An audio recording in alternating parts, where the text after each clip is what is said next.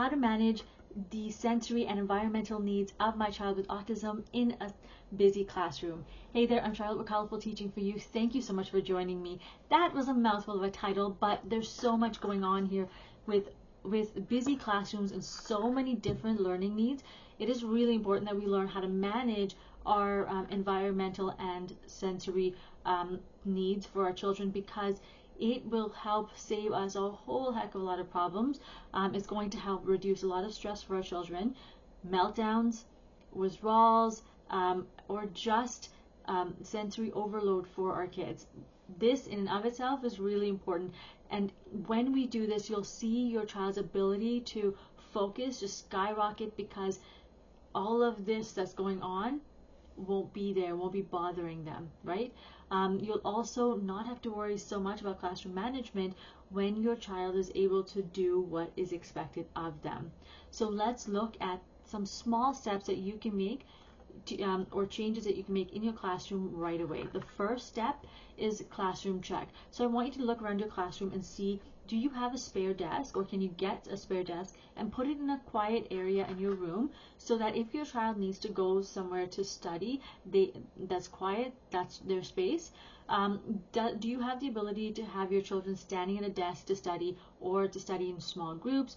Or are you able to provide flexible seating for your kids so that they can move around? This is also going to help them focus and really want to learn, instead of having them constantly chatting with everybody else, okay? Because they don't know what they're doing. Now, if you want to learn about how to create a safe space and how to create an environment for them to be able to help themselves, then check out the link in the description and go to step number 1, so that you can join us in ADHD and autism self-regulation space, okay?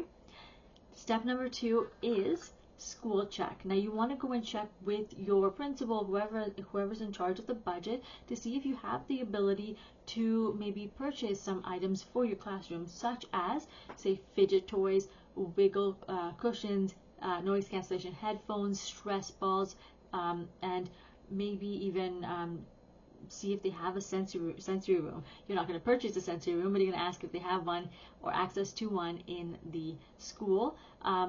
And then based on your child's IEP, individualized education program, you're going to see which of these you can use or purchase for them to meet their needs, okay? Number 3 is visual support. So you're going to create a visual schedule for your children, all of them, to know what the shape of the day is, and then build that into a routine, so your children are able to have a predictable routine, and that will help reduce a lot of anxiety for your kids, not just for your child with autism, but for all the kids in your classroom. You may also want to take those the schedule and create a small one for your child with autism on their desk if they need that, okay? If you're looking for access to an already done for you schedule or visual schedule, check out the link in the description where it says full episode, and go to step number 3 where it says visual supports, and you will get a done for you visual schedule. All right. Step number 4 is self-advocate.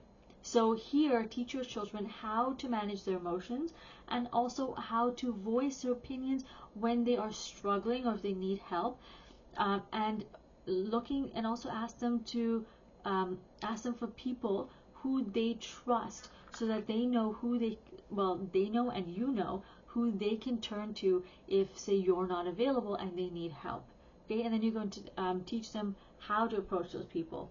Also, if they need to talk to you, how can they talk to you in a subtle way? How can they ask for help in a subtle way, so they don't feel embarrassed by other people, okay?